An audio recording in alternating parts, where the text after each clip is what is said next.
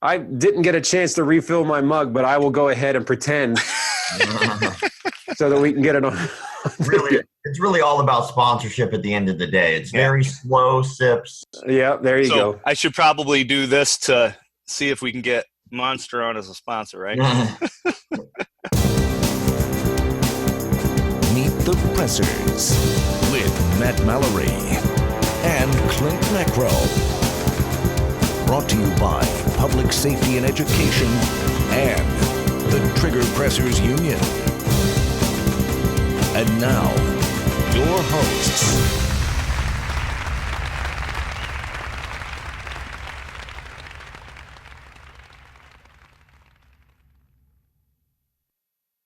Welcome, everybody, to Meet the Pressers. My name is Clint Macro, and this is my esteemed co-host, Matthew Mallory. Meet the Pressers is a safe place for people that are trigger pressers, shooters. We also have people on here that talk about unarmed defense. And I think today that is an example of who we have. Matt, why don't you go ahead and introduce our special guest? Definitely. Thanks, Clint. So we've got Rob from McDojoLife. This episode is brought to you by Mantis. Mantis X helps shooters suck less. Meet the Pressers is sponsored by Next Level Training, Saber Red, Cutting Edge Bullets, the USCCA, McLean Corporation, ASP, Custom Poker Chip Company, Common Sense Self-Defense, and T1 Ammunition. Meet the Pressers is also generously supported by these fine companies, ranges, and our Patreon members. Thank you. I've been in the martial arts industry for 22 years of my life. It's been my sole purpose, my job for 22 years. I mean, I started when I was 12 as a child, I got working in the industry almost right away by doing little things around the dojo to kind of make my my tuition lower. So that way I could, my family could afford for me to go. So I worked in the dojo from the time I was 12, doing little stuff, pickups after class, stuff like that, clean the mats. And then over time, you just kind of get indoctrinated into the system, like, okay, well, what's next? What's the next logical step? Okay, well, now I'm assisting classes. Oh, now I'm teaching classes. That's awesome. Oh, now I'm the lead instructor. I owned a school. I've been in the industry for a very long time. And what I've noticed over the years is there's no regulating body to the martial arts. It doesn't exist at all. It's like a fantasy land. So when it comes to like your plumbing, for instance, a plumber could show up and he could literally take a plunger to unclog your toilet, but he has to be registered to be able to do so. He has to be a certified plumber, right? In order to, like same thing with construction workers, right? Or electricians. All of these things you have to go to school for, you have to be registered or certified to do because they involve people's safety and things like that. But yet the martial arts, the one thing that is guaranteed to involve someone's safety directly is not regulated at all. And so over the years, you get things like pedophiles, you get con men, you get liars, frauds, cheats, and you get some people who are so good at it, they've been able to perpetuate lies for not just years, but hundreds of years. They'll start the lie, and then their lineage, all the people that they teach, perpetuate it, and then, of course, there's no way to go back and check on it because that guy's dead. And so now these arts exist based off of lies from people who just made stuff up. I didn't think of it that much in depth because I was thinking it was people just because I know I've heard you and seen some of the stuff you've done where you said, I'm not calling out an individual per se. I'm more so calling out the craft or a certain lineage like you just alluded to. But I never really thought that much going all the way back that it could be hundreds of years. That's fascinating. Well, I'm of the opinion that if we film anybody for a long enough period of time, we'll see them do something stupid, right? And so I don't think that's a reason to crucify somebody for their life. I think that these clips and moments in their life, albeit dumb, are highly dangerous for the student. And so what my biggest concern is like these clips and these moments in an internet computer age, some people take that and run with it and they believe it. And then they wind up falling into these indoctrinated cults to where now they believe they can do things like knock people out with their mind, or they believe that they can touch someone in the arm and make the person fall over. And so to me, it's almost negligent for anyone in the martial arts industry to see that type of behavior and not say anything about it. Mm-hmm. The opposite of good isn't evil, it's indifference. It's good people going, you know what? Keep doing it. We're going to worry about us. You keep being over there. And why not you go ahead and molest those kids. We'll just ignore the fact that you did that. No one will call it out, and we'll just be over here worrying about us. To me, that's ridiculous. I just, in a direct industry where honor, integrity, pride, tradition, all of these things are supposed to be at the pinnacle of what we do, they seem to be just falling to the wayside because it becomes more of an ego thing nowadays. It's all about me. It's all about my fight. It's all about me getting into the cage. It's all about my win. It's all about my students. It's all about my art. That's the complete opposite of what martial artists should be teaching. Yeah, I mean, I took karate as a kid, and that was it. I mean, it was Karate Kid, watching the Karate Kid movies as a kid, and Mr. Miyagi, Mr. Miyagi. Yeah. But I guess it kind of that kind of goes in that thought process of somebody's doing something wrong and you just ignore it. Like, I'm just going to turn a blind eye to that. I mean, that right there is you're just as culpable because you're not doing something to make it right. Let's say here's a good example, right? Let's say I decide that I'm going to start Rob's Martial Arts and all-you-can-eat Chinese food emporium, right? You come for the karate, you stay for the egg rolls. And people start coming to me and they go, man, these egg rolls are good, but he also teaches karate. I made it up completely 100%. And now to people who are already in the industry, it's quite glaringly obvious that that's ridiculous, right? Mm-hmm. But the people who aren't, they might not know the difference. And I know we would want to think that they do, but this is an industry where you got to figure what I'd say at least 75% of the world spend most of their life trying to avoid conflict. They don't want to get into a conflict with somebody. They don't want to learn about violence. They don't want to do any of this. Even though it exists, they want to pretend that it doesn't. And so they don't prepare for it. But let's say a moment happens in your life where all of a sudden you fall on hard times, where let's say you got mugged. I say it'd be terrible, but let's say someone got raped. Let's say somebody got assaulted. Any of that stuff, all of a sudden you wake up and you go, man, I was not prepared for this moment. I need to learn. So you go to my studio. The only thing you know at that moment about martial arts is that I'm an instructor. That's it. So you walk in, you take the class. Now, if I'm charismatic enough and I know like the business, like the 5 objections, and I know how to sell you on something, then what's going to happen is as soon as you walk through that door, I already have you signed up. You believe me wholeheartedly because, I mean, sign on the door. You're there, yeah. Why would I lie, right? And then, of course, now you become devout. And you stay with me for 30 years. I die, right? No one finds out my lie for 30 years. I pass away and you've been training. Well, now you're the next in line. You're now a devout disciple of this cult. And now you're going to go spread that knowledge to other people. And now you're going to get other people in the cult. And let's say you're more charismatic than me and you know business. Well, now you have more people and more people and more. Next thing you know, there's hundreds of people. And then you have a legit lineage. You can say, hey, I learned from this guy. This is the art that we taught, all that stuff. Who is going to go back and research all that? Most people don't. And next thing I agree with you 100% when it comes to those folks who are just unscrupulous people who are hiding from something. They're covering up bad decisions. And as you said, omission is a lie, right? But I will say when it comes to technique and stuff, like can vary if it's safe, if it's ethical, and if it's contextually appropriate, then that's kind of like my litmus test, my standard, at least with firearms training. Is it safe? Is it ethical? Is it contextually appropriate? Now, if you have, say, for instance, someone who's teaching room clearances and running down people with guns to me, that's not contextually appropriate for a civilian.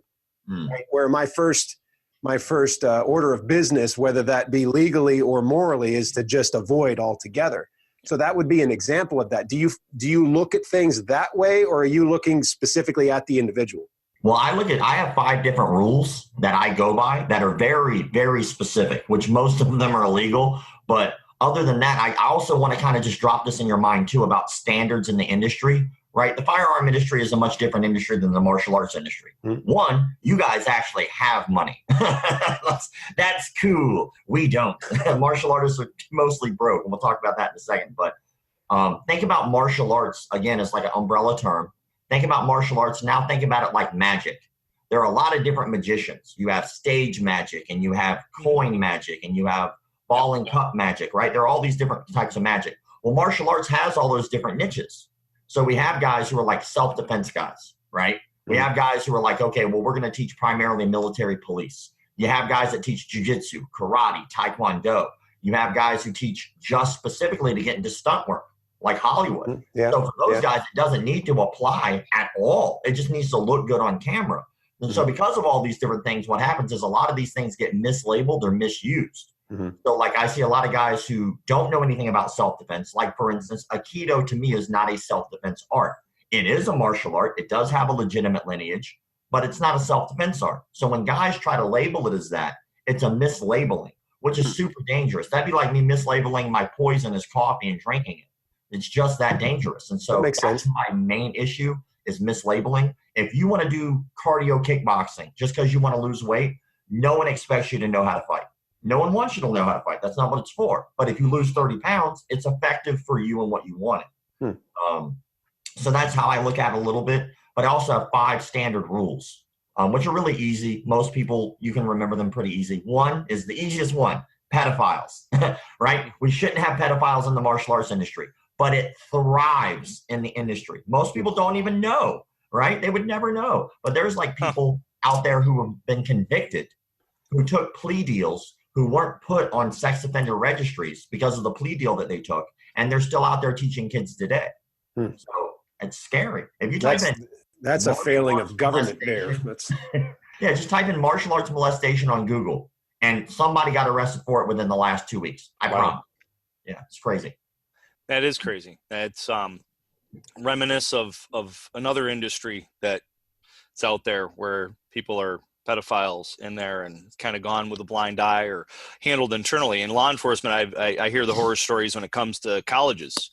You know, you've got a college, they've got their own internal security team, and law enforcement that work at the college are told, you know, okay, well, if they're doing any kind of drugs, don't give them a ticket, don't arrest them, nothing like that, because their parents donate so much money that it would hurt our foundation.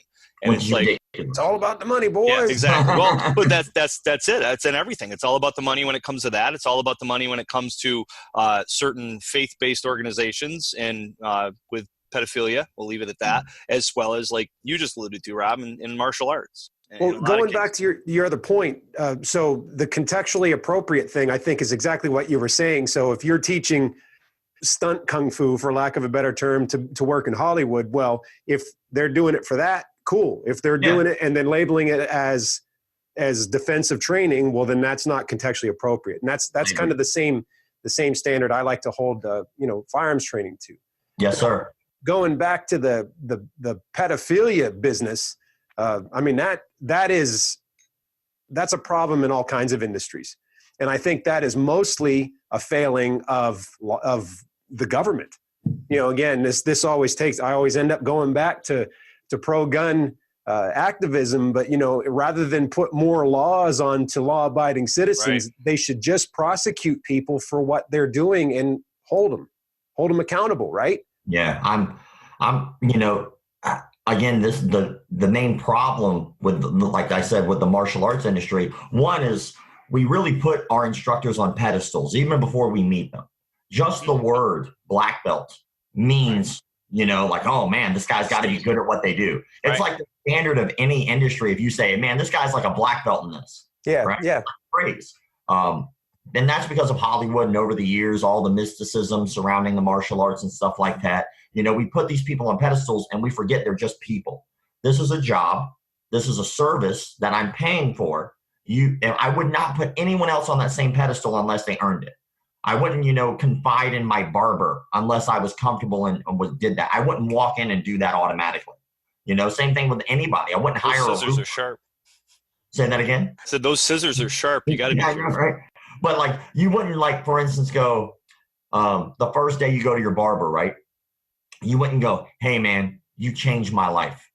What you did today changed my life. You wouldn't say that to anybody, but it happens to people in martial arts all the time. They'd be like, dude, I am now going to be committed here for the next decade or more of my life because of you.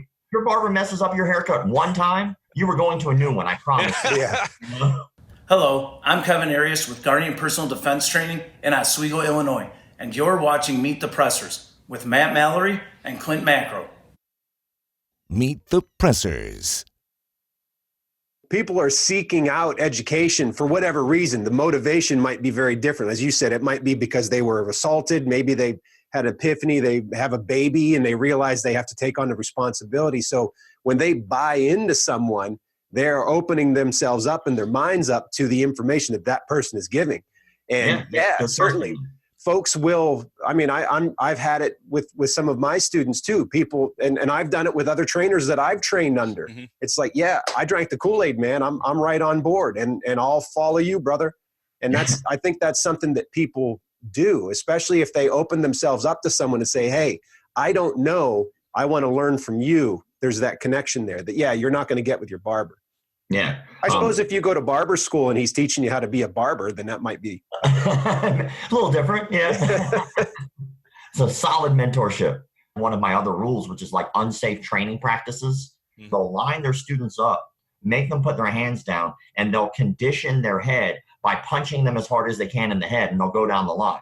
Now, anybody who knows anything about CTE concussions knows that that's a terrible idea. It doesn't condition anything. Your brain is sitting inside your skull, and now it's bouncing around.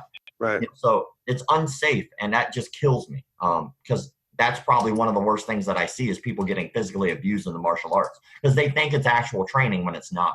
Right. Well, you're at the same standard I am. Is it safe? Is it ethical? Is it contextually appropriate? I think we agree on that completely. Yes, sir. We wouldn't tell one of our students, like, I tase people, I pepper spray people. I'm not going to shoot somebody. I'm not going to say to my student, you need to know how it feels to be shot so that, you can fight against this when you're shot. That only happens once, and then the student doesn't come back. So it's it doesn't make sense to do that. I mean, if you're wrapping somebody's head and they walk out of there with a concussion, that's not too good. So you said you had five different points, 5 different things you look at. We talked about pedophilia. We talked about, is it safe, right? Yeah.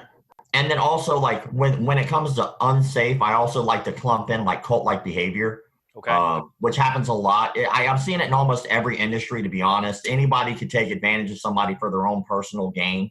And that happens anywhere. To me, that's cult-like behavior. It's like, I'm the cult leader. You're going to do what I say because it's going to help me and not you. Drink the Flavor Aid thing, right? Yeah, exactly. A little Jim Jones action for you. And It doesn't take much to go from I'm your instructor to I'm your leader to now I'm your guru to now I'm doing things illegally and you're going to do them for me. So I can wash my hands of it.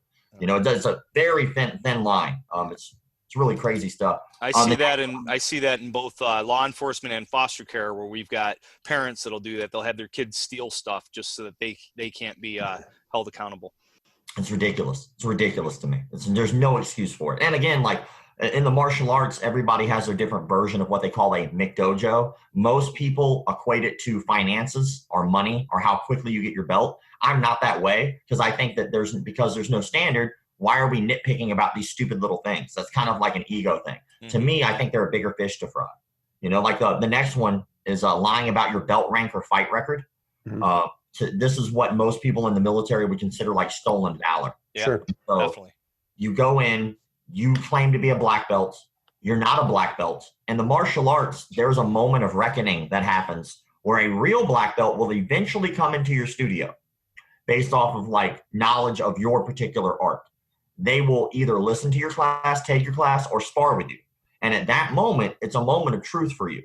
It's a very big deal in the arts. So if a black belt comes in from your particular art, let's say karate, and you're teaching a karate class and things aren't matching up, things are like off a little bit. Well, okay, maybe it's a little bit of a different style, different wording. Okay, I can let that pass, but that's not what that is. And then all of a sudden you spar and you're moving around with them and you're just beating the shit out of them. Like you have to take a step back and go, whoa, come on now. Where did you train? Who did you train with? And they start listing all the things like military guys would do. What unit did you serve in? When did you serve? So it's the same thing with martial arts. The only difference is when I spoke with Tim Kennedy, I asked him a question. I said, hey, what's worse, stolen valor or fake black belts? And he told me straight up fake black belts. And it shocked me because stolen valor to me is the most disrespectful thing you can do. Right. But they're safe and disrespectful. Yeah, exactly. And so when it comes to fake black belts, though, they're putting other people's lives in their hands and livelihood in their hands. And so if I'm just trying to get 10% off at Starbucks because I wore a military uniform, that affects me and other people get upset about it. Right. But if I teach people fake martial arts or self-defense, it doesn't work, I might actually get those people hurt or killed. I'm Austin Allgaier from Mantis. This is Meet the Pressers with Matt Mallory and Clint Macro. Meet the Pressers. No touch knockouts. So it's so no touch knockouts, believe it or not, is a humongous thing globally, not just in isolated areas, but around the world. People believe that they can manipulate and or knock people out without ever touching them. But I've seen it on YouTube. It's got to be true. Exactly. In Indonesia, it's something called tenaga dalam, which is like their version of what we would consider like called chi, right? And all around the world, like everybody calls it something different. It's ki, it's chi, it's tenaga dalam. And the reason is it's so convoluted is because it's bullshit. It's made up. Like, because you can call it whatever you want and repackage it and it still works. Because it's like a universal term. Like chi could mean air in one region. Chi could mean energy in another region, right? It means all these different things. And so when people try to describe what it is, no one can ever give you a direct answer. It's the funniest thing in the world. With no-touch knockouts, there are also like things like pressure point knockouts and things like that. Where like you're calling bullshit on the Vulcan neck pinch? Yes. Oh, my son's going to be upset about that. But yeah, like you'll see places, big companies hire people who have no clue what they're doing to teach garbage like this, which to me is super unsafe. Like Marie Claire did this one thing where they hired a lady who admitted, I follow her on Facebook or Instagram. It's amazing. She admitted to knowing absolutely no self-defense whatsoever, never been formally trained, never even took a class. And they hired her as a model to teach the self-defense video for Marie Claire. It got millions upon millions of views. Right? All these women are like, yeah, this is awesome. This is something me and my spouse need to practice and blah, blah, blah. It goes to show you how little people really know about self-defense. Where anybody who's ever trained anything ever looks at this and goes, the hell is she doing? People say knowing something is better than nothing. That is a load of garbage. Knowing just enough to get you hurt is worse than knowing nothing. If somebody tries to steal your purse, okay, they stole my purse. Cool, we move on with life. Yeah. Somebody steals your purse, you took a weekend warrior course, and now you start defending the purse, and then this dude who's been doing nothing but living off the streets and needs that money for crack turns around and punches you in the face as hard as he can and outweighs you by 50 pounds, and your head ricochets off the concrete. You're dead. You're dead. All because of what? You believed in some guru who didn't know what they were talking about. Yeah, that's we see that a lot in videos on YouTube all the time. The ones that drive me nuts, that really get my goat, disarming techniques with firearms. And there was this spoof that on YouTube or Facebook that I seen months back where, the gun was in front of him and you see Master Ken, he'll do the funny ones like the disarming and then I love that, man. re-stomp the groin. But, there's just some out there that it's like, are they serious? What is the fifth point that you wanted to talk about here on the show today? Shady business practices. So like I've seen guys who owned martial arts studios here in the town that I live at, and people were late for class payments, and they went to their door at their house, knocked on the door, and strong-armed them for payment. Wow. Or, they'll tell you, hey, it's going to be X amount of dollars a month. We'll just say $100 a month, right? They won't tell you any of the other hidden prices. Then all of a sudden you find out, oh, I got to pay for belt testing fees. Oh, I have to pay for these seminars. Oh, I have to pay for this equipment. That's shady. If you say all of that up front, there's nothing wrong with that. You can charge whatever you want. If you want to charge $1,000 a month and people are willing to pay for it, good for you. But if you're lying about what you're doing and you're manipulating people with the system to be able to extort more money out of them, that's wrong. Hi, I'm Reverend Ken Blanchard, also known as the Black Man with a Gun, and you're listening and watching Meet the Pressers with Matt and Clint. Meet the Pressers. I love the martial arts. It has truly changed my life. And that's the most cliche you can say about martial arts. But it has. That's awesome. Changed my life. I was bullied as a kid. I was put in the hospital by kids when I was a child. That's why I started to begin with. I got beaten for 5 minutes by kids. I got jumped, and I was beaten for 5 minutes by kids while 2 teachers watched. No one did anything about it. No one stopped it because of some weird school policy in which the teachers weren't supposed to intervene or some garbage. That's crazy. Wow. The only reason I know it was 5 minutes is because of the bells for classes. The bell rang. They started beating on me. The next bell rang. 5 minutes is a very, very long time in a fight. It's even worse when you have multiple people stabbing with pencils, stepping on your head between you and concrete. It was bad. I mean, bad. So it wasn't just a brawl. It was like they were stabbing you with pencils? Yeah. They had. I remember one kid stabbed me with a pencil twice before it broke. I know, which I still have a scar on my finger from because I was like, and he stabbed me in the shoulder. But I put my hand up first, and it stabbed me in the hand. And then the next one hit me in the shoulder and it broke. But then That's like, teachers watched the whole thing. They did nothing. And so like a friend of mine walked up to me. He was late for the class. Thanks, dude. But we're still best friends today. But he handed me a card. He picked me up and he handed me a card. And I mean, it's the weirdest shit. But like he said, you need this. And it was like he just happened to carry these with him because he was a black belt at the time in whatever karate we were doing. And he handed a card and he said, you need this. And he was like, it was for karate. But it changed my life. It made me hold myself differently. It made me see the world in a different light. It made me feel a little bit more empowered than I did before. You know, I knew no matter what the day held for me, that when I went to the mat, I was going to be treated like an equal because it had nothing to do with your looks, your size, your height, your weight, your ethnicity, who and how you have sex. None of that shit matters on the mat. No one cares. It's can you apply what you say you can apply? And if you can't, let's work together to make you better. It's the ultimate like leveling playing field. You know, when you fight another human being, it is the most honest moment you will ever have with another person, period. And you can always monitor this by just fighting with a spouse. What do they do? What does your girlfriend or your wife say as soon as like you start getting into a fight? The utter truth that they've been holding on, waiting to throw at you like bullets, right? Well, you did this. Well, that's how they really feel. Well, when you're fist fighting another person, it's the same thing. You cannot lie in that moment to yourself, and you can't lie to the other person. It is ultimate truth. And I think it's a beautiful thing. I think that's why most people avoid real conflict, is because I think they're terrified of what's going to come out. They're scared of that moment of truth. Let our listeners and our viewers know a little bit about the what they can do to help your project out. I know you've got a GoFundMe account set up? Yeah, so we have a documentary we're filming. So because a lot of the information that we covered today, a lot of people aren't aware of. They don't know that pedophilia is a huge problem in the martial arts. They don't know about these shady business practices. They don't know that people are teaching things that'll get people hurt or killed, right? They're just not unaware because most people don't take martial arts. And so the goal is to try to make a documentary to kind of explain all of those things and to kind of put out a warning and a guideline for people who are about to be in martial arts or people who are in martial arts to be aware that to double check and make sure they're not involved in a cult because they might not know. So we do have an Indiegogo account, and you can go to McDojoLife.com, and then on there are all kinds of different tiers. You can even be in the movie. There's all kinds of different things. We have a Instagram page. It's private. That'll give you behind the scenes and updates about what's going on with the film. We have all kinds of stuff like uniforms. We have behind the scenes footage that only people who pay X amount are going to be able to get, like film, edited out stuff that didn't make the movie, all that stuff. We have tons of stuff on there. You could be there for the premiere. You could train with some of the best fighters in the world who have agreed to be in this film, which I'm super excited to have all that support. So the goal here is to try to create something that'll help the community. And it's never been done before, which is amazing to me. There's never been a full-length documentary about frauds in the martial arts, ever. So this will be the first one. So we're really excited to get started. Cool. Well, let me know when you're ready to do the audio post on it. I'll give you a hand on that. Oh, yeah. I appreciate that, man. Yeah, it was great having you on, Rob. Thank you, sir. I appreciate you guys having me. I always enjoy talking shop. Hey, what's going on, guys? This is Kevin Dixie, also known as KD. This is Meet the Pressers with Matt and Clint.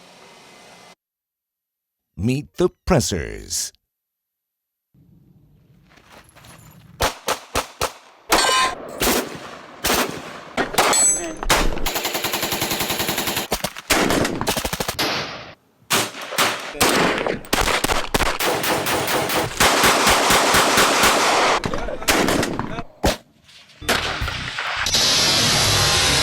We've got a lot of sponsors that make this show possible. Check them out and give them your business. This episode is brought to you by Mantis. Mantis X helps shooters suck less. Meet the Pressers is sponsored by Next Level Training, Saber Red, Cutting Edge Bullets, the USCCA, McLean Corporation, ASP, Custom Poker Chip Company, Common Sense Self-Defense, and T1 Ammunition. Meet the Pressers is also generously supported by these fine companies, ranges, and our Patreon members. Thank you. Thanks for watching the show. Make sure to subscribe, click the little bell, like, comment, follow, and share. And you can also support us on Patreon, host us to teach a course at your location, or come to our location and take a course. Until next time. Adieu. Thank you for watching Meet the Pressers.